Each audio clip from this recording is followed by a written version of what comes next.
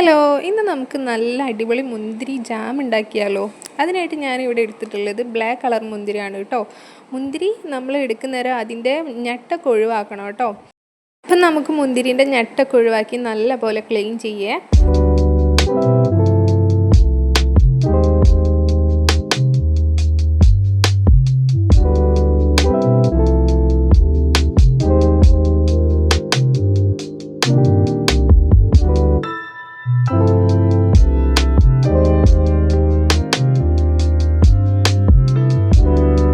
മുന്തിരിൻ്റെ മുകളിലുള്ള വിഷാംശങ്ങളൊക്കെ പോകാൻ വേണ്ടിയിട്ട് ഉപ്പിട്ട് കഴുകുന്നത് നല്ലതാണെന്ന് കേട്ടിട്ടുണ്ട് കേട്ടോ. അപ്പം ഞാൻ ഉപ്പൊക്കെ ഇട്ടുകൊണ്ട് നല്ല വൃത്തിക്ക് കഴുകുകയാണേ.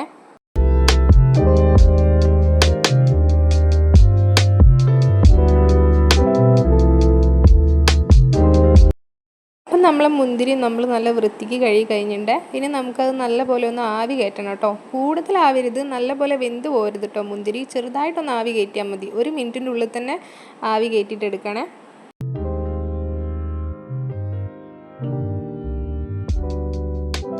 അപ്പോൾ ഇത്രയും ആവി കൊള്ളിച്ചാൽ മതി കേട്ടോ മുന്തിരി. ഇതിൽ കൂടുതലായി പോയാൽ കൂടുതൽ വെന്തുടഞ്ഞു പോകാനുള്ള സാധ്യത ഉണ്ട്. വെന്തുടഞ്ഞാലും കുഴപ്പമില്ല, എന്നാലും ഈ ഒരു പരുവം മതിയേ. അതിനുശേഷം നമ്മളിതാ മിക്സിയുടെ ജാറിലിട്ട് നല്ല പോലെ അടിച്ചെടുക്കുക കേട്ടോ. ഇത് ചെറുതായിട്ടൊരു ചൂടുണ്ടായിരുന്നു കേട്ടോ, അതുകൊണ്ടാണ് ഇങ്ങനെ.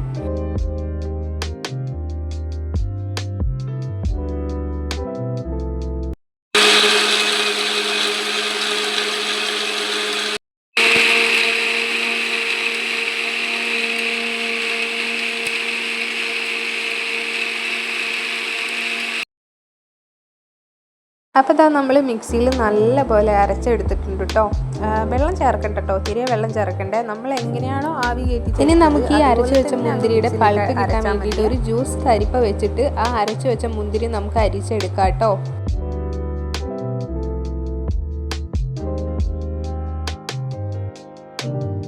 എന്നിട്ട് നമ്മുടെ മുന്തിരിയുടെ പൾപ്പ് ഇവിടെ റെഡി ആയിട്ടുണ്ട്.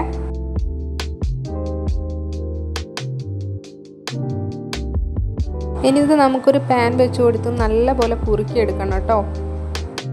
ആയിട്ട് നമുക്ക് ആ പൾപ്പ് പാനിലേക്ക് ഒഴിച്ചു കൊടുക്കാം കേട്ടോ. നമുക്ക് നമ്മുടെ മുന്തിരിയുടെ പൾപ്പിലേക്ക് ആവശ്യത്തിന് പഞ്ചസാര ഇട്ട് കൊടുക്കാം കേട്ടോ. ഞാനിപ്പോൾ 3 ടീസ്പൂണാണ് പഞ്ചസാര ഇടുന്നത്.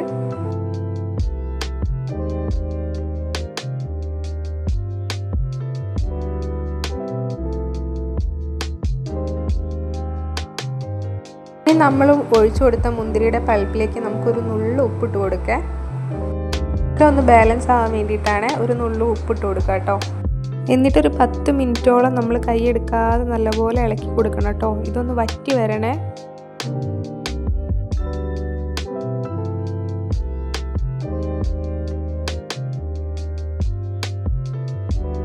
ചെറിയൊരു പുളി ടേസ്റ്റ് കിട്ടാൻ വേണ്ടിയിട്ട് നമ്മൾ നാരങ്ങയുടെ നീര് കൂടെ ഒഴിച്ചു കൊടുക്കുന്നുണ്ട് കേട്ടോ.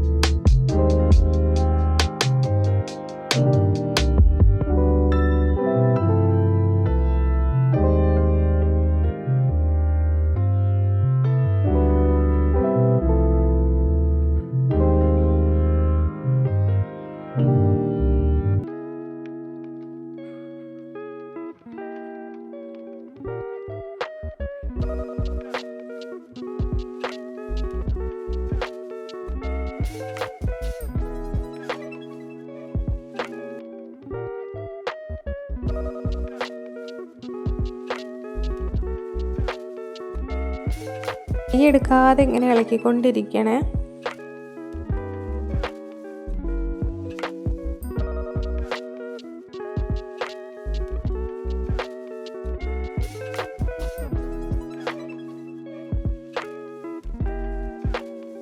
അത് ഏകദേശം ആയി വരുന്നുണ്ട് കേട്ടോ.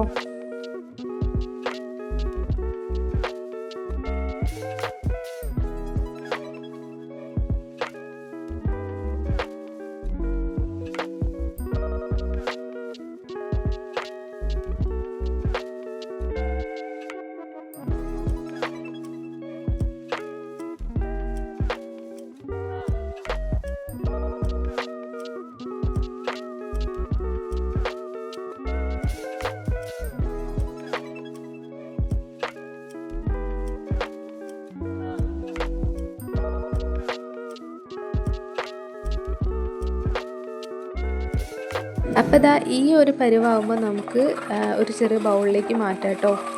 ബൗളിലേക്ക് മാറ്റിയിട്ട് അതൊന്ന് തണുക്കണേ, എന്നാലേ നമുക്കൊരു ജാമിൻ്റെ രീതിയിലേക്ക് വരുള്ളൂ കേട്ടോ.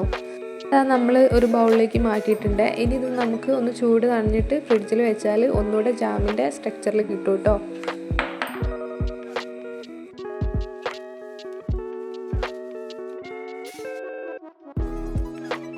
അപ്പം ഞാൻ ഫ്രിഡ്ജിൽ വെച്ച് തണുപ്പിച്ചതിന് ശേഷമുള്ള ജാമാണ്.